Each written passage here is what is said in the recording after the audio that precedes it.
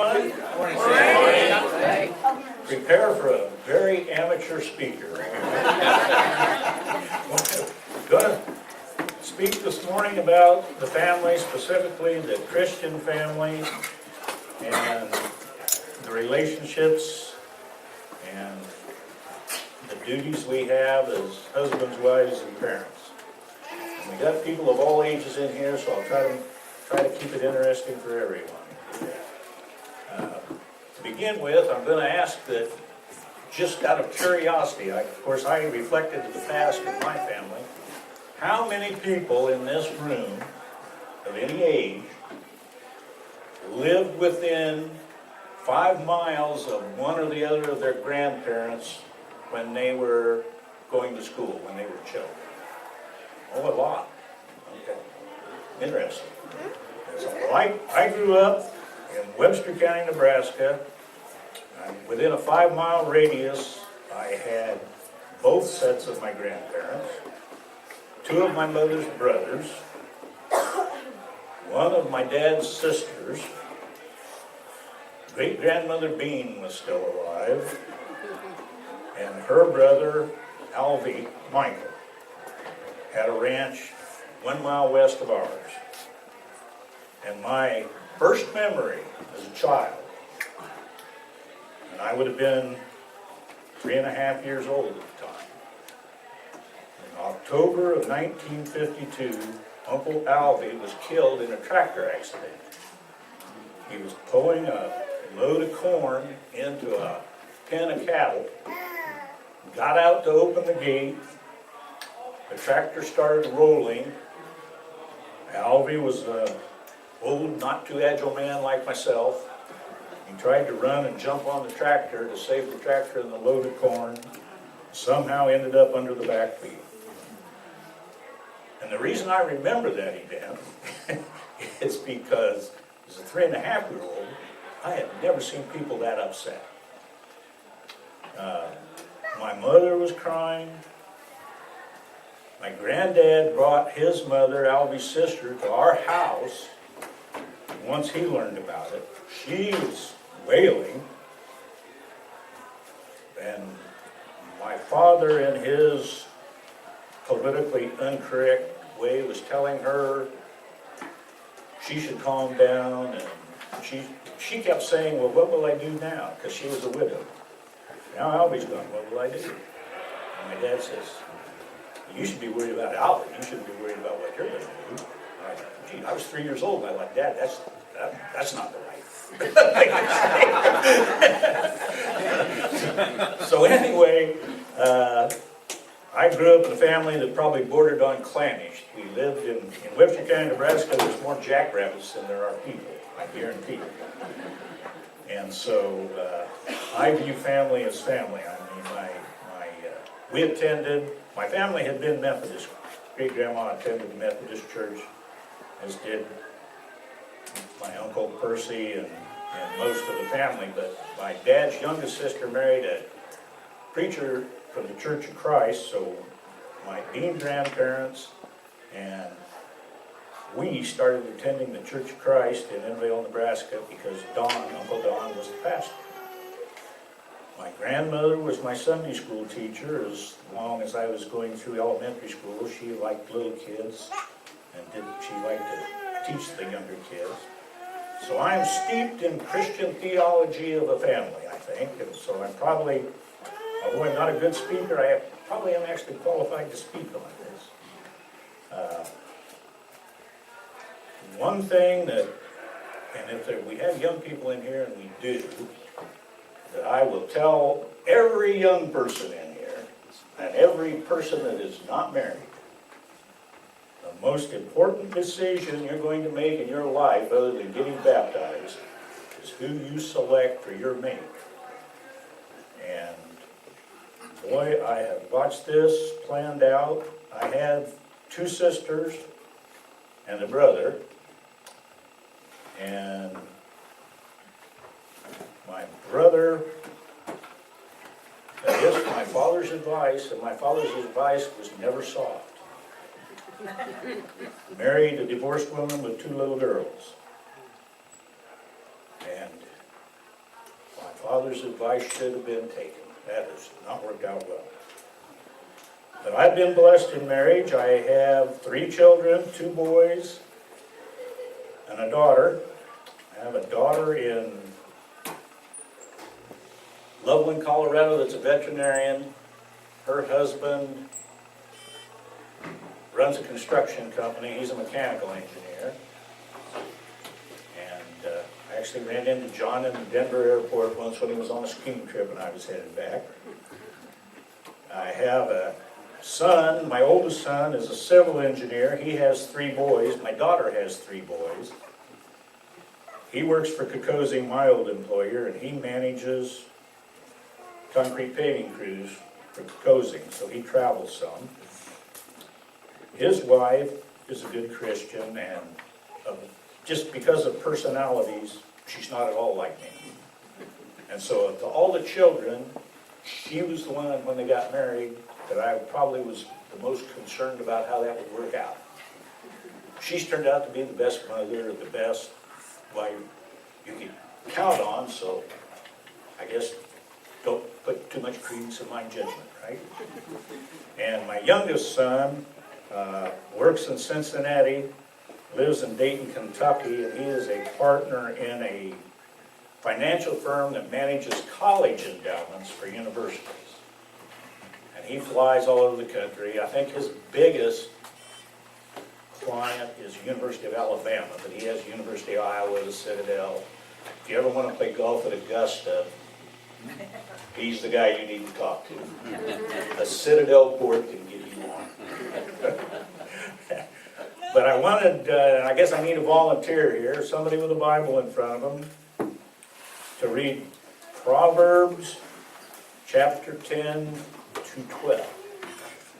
And that, please do. Hatred stirs up dissension, but love covers over all wrongs. That is the root of a good marriage. If you have love and everybody knows that you're committed and you have their best interest at heart, you won't have any problems. And the children in marriage, in my experience, there are 99 children ruined for lack of discipline for every one child that is over-disciplined. And having raised 3 children of my own, they would bring a friend home after school, and within 30 seconds, I would know if they had any discipline at home. And this started when they were 4 years old. You know, you start running that car up and down your wall in the living room, and you say, Johnny, don't run that car there, you'll mess up your paint. Well, if they just look at you and turn around and keep going up and down the wall, you know that's what goes on at home. And if they say, oh, I'm sorry, Mr. Bean, sir, and they put that car down, well, you know they're getting a little guidance at home. Now, Kevin cautioned me, he knows I'm boring. I didn't say that. Put that on the video. So he said I needed to do something for the kids, okay? Entertain the kids, get the kids involved. So I'm going to ask for some volunteers to come up here. I got 2 girls, now I need a couple boys. Ben, and your mother had to raise your hand, but that's a volunteer. Mothers can volunteer. You need, yeah, come on up. We've got 3 girls, so now I need 2 more boys. Right here. Okay, send that. Okay, here we go. Does everybody know how to play Simon Says? Yeah. Okay, everybody knows how to play Simon Says, right? Simon says something, you do it. If Simon don't say it and you do it, you're out, right? Okay, now Wyatt, you need to get over here so I can see everybody, because I'm the judge and I hate to cheat. Okay, Simon says, touch your nose. Okay, raise your hand. Simon says, jump, come down. Now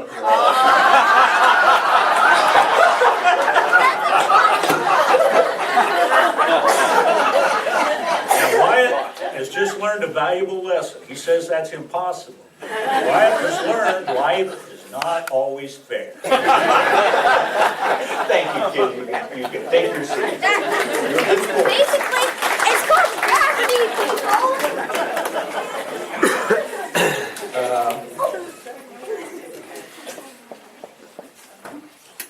Kevin was kind enough to send me a few quotes, and I'm going to read one of them now, and after I get done reading it, I'll just ask for comments. The home is where the majority of behavioral traits, good and bad, are learned, reinforced, and passed along to future generations. Now, I certainly find that to be true. Does anybody have any personal comments or anything they'd like to add to that? John? Well, Diane really believes that Wyatt in actions is a spitting image of me at that age. I don't think she means it as a compliment. Now, I have 8 grandkids, and 2 of them have my personality. One of them has Pam's personality, and then others are in between various places. But, and it so happens, the 2 that kind of have my personality are the 2 that are really good at math. So, I got something good along with the bad. There you go. Yes? I was going to question about school and media, because it looks to me, and I don't have any studies to back this up or anything, but it looks to me like school and media are probably responsible for more behavioral characteristics than it used to be. I'm not talking about inborn personality traits. I'm talking about ways of behaving. And I wonder if those are necessarily good things, or if others would agree with me. I'm just kind of tossing that out there. Well, I think cell phones have probably done more to change behavior than anything. That would go under the heading of media. But I'm talking about, like, well, for instance, memes or, I don't know, the movement against bullying, for instance, right now, is because bullying is something that's an issue in the public arena, especially in schools, but because it's not going to happen usually in churches and places like that, but in school. And so people are putting an attempt at trying to counter that by, peer pressure against bullying and that sort of thing is going on. And I'm just seeing that as kind of a way of being positive about a negative influence. You don't learn bullying at home, for instance. You learn it at school, I think. And now, there's a lot of social things have changed because of, either media attempts or in schools, like not littering, for instance, and not smoking, that sort of thing. Those have changed during our lifetimes. Yeah, I think that's right. And I think there are families that, I don't come from a family that bullied, but I think lots of times children that bully, they do learn it at home. You may have a point. I said that, but, well, maybe not. Yeah, things like that. I think, though, to Eve's point, I don't think it's controversial, especially in this room, to say that in society, in the culture in general, there has been a general weakening of the nucleus family, right? And in its place, whether it's because the families are split up or both parents are working or whatever the reason is, there's more parenting, traditional parenting, or not traditional, I guess, but the parenting activities are being done by people outside families. And I think we see the results of that. well, Especially as and kids start going into college and stuff like that. as a father, I could see the result of kids who grew up with a kind of battling environment. I mean, they weren't raised in a nurturing fashion. They were raised in a competitive fashion, and at daycare, if you wanted to get fed, you got to the front of the line, and it has developed children in a little different way than they were raised long ago when I was a boy. But children, or small children in particular, are very trusting, so you have to be careful. I mean, they're going to learn soon enough. People are going to lie to them, disappoint them, not do what they say, and cheat them in Simon Says.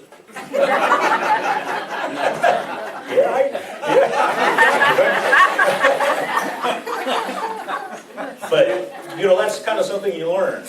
Go I ahead. think, too, that, especially in my case, if you grew up in a neighborhood, you kind of take on what your buddies do, you kind of follow the trend there, so. But you got some really good guidance at home, you can get lost pretty easy, so. Well, my mother told me my whole high school career, never get in a car with Marion Arneson. That boy is a terrible driver. Yeah. And the night before my 21st birthday, I was riding through Grand Island, Nebraska, and with Marion Arneson. He was driving 55 in a residential neighborhood and broadsided the car. I didn't have my seatbelt on, and I flew out the door and hit, luckily, first on my tailbone. Rolled across the pavement, skinned black bust lines, blooded myself up, and ended up unconscious under a guy's porch. And the ambulance came and got everybody from the accident, and I didn't get found. So when I come to, it's 2 in the morning, it's 4 hours after the accident, place is deserted, cars are hauled off, and so I go up to a door and pound till somebody comes out and said, "Could you tell me where the police station in Grand Island is?" And we walked to the police station. And they said, "What happened to you?" That's a true story. So if your mother tells you don't ride with somebody, I'm vouching for it. Your mother knows best. I've got another story from my childhood. I know it's going to be hard to believe as a child, but concerns my mother's oldest brother, who's now gone, Edward Dunn. And my mother had 3 brothers. Ed was my favorite. And my mother said, "Well, that's because you and Ed are alike." And she may be right. Ed was good at math. But when I was a boy, I mean, Ed, we were alike, but I am much more excitable than Ed was. Ed was probably one of the most stoic men I've ever met in my life. And I think that was because of all the combat he saw in World War II. Ed was a sergeant in Patton's 2nd Army, and he volunteered for the Army the day after D-Day, and he fought all through the war until he got wounded. He was in Operation Torch in North Africa after the Allies drove the Germans out of North Africa. He shipped to England and landed at Omaha Beach on Normandy, on D-Day.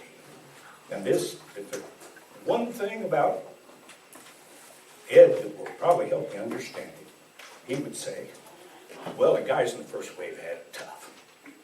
I was lucky." But when I first knew Ed, he was the train master at the Burlington Northern Depot in Innervale, Nebraska, and I grew up on a cattle ranch 4 miles north of Innervale, Nebraska. And one day in probably 1955, my father loaded me up in his green GMC pickup, and we hooked onto a grain wagon, and we went to Innervale, Nebraska to get a load of corn for some steers we were going to fatten up at the ranch. And when we got to the grain elevator, there's about a half a dozen trucks lined up to get loaded, and I was not a patient child, just like I'm not a patient adult. And I said, "Dad, can I walk down to the depot and talk to Uncle Ed?" And he said, "Sure." And so I proceeded to walk to the depot. It was about 2 blocks. And Dad said, "Just wait at the depot. I get loaded, sell up a suite. I'll come down there and pick you up." So I went to the depot, walked in Uncle Ed's office, and just about the time I got there, a fellow walked in looking for freight. Ed says it's out back. So we walked out behind the depot, showed the man his freight, and we started to circle around the west side of the depot to get back to the front door. And when we came around the corner, on the siding was a flat car loaded with black black creosote poles, power poles, phone poles. But one pole was longer than the others, and it hung out over the front of the flat car. Well, as quick as Ed saw those poles, he turned around and tackled me and jumped on top of me. And then he started to apologize and said, "Are you all right?" I said, "I'm fine." And he said, I had a flashback to the war. And when I saw that pole sticking out, I thought that was a barrel of a piece of German artillery. And my first instinct was to get you on the ground and get you covered up. And so I thought, I was a 5-year-old kid. I didn't understand flashbacks, but I knew Ed loved me, and I understood that his intent was to protect me. And now I'm an old man and I'm retired, and I read my New Testament, and there's a lot of things in there I don't understand. But what I do understand is that Jesus loves me. He's trying to protect me. He died on the cross to save my sinful soul from eternal damnation. And in that, I need to have the same complete faith that I had in Uncle Ed in the day. So, I'm going to read Matthew 18, 1 to 6, and it speaks a little bit, in my mind, at what we just discussed, those 2 episodes of my life. At that time, the disciples came to Jesus and said, "Who then is the greatest in the kingdom of heaven?" And he called a child to himself and set him before them and said, "Truly I say to you, unless you are converted and become like children, you will not enter the kingdom of heaven. And whoever receives one such child in my name receives me. But whoever causes one of these little ones who believe in me to stumble, it would be better for him to have a heavy millstone hung around his neck and to be drowned in the depth of the sea." And I would like everyone to keep that scripture in mind. We're going to come to the close, and I don't want to bother. Steve, would you mind closing us with a prayer? You ready? Yes. Lord in heaven, God Almighty, we thank you for all the blessings you shower upon us, Lord. We pray for those that don't have it such as we do. And you guide and direct us where we can be of service to you, Lord. And we just thank you for Stan and willingness to teach us today. And thank you for Lee and Bonnie, and what a precious example they've been to us, Lord, of fatherhood and motherhood and grandmas and grandpas. And just a rock we can all lean on, Lord, when we see a family and a couple like that, Lord. We thank you for them. Thank you for all this blessing. We thank you for the food we're about to eat. In Jesus' name we ask all these things. Amen. Amen.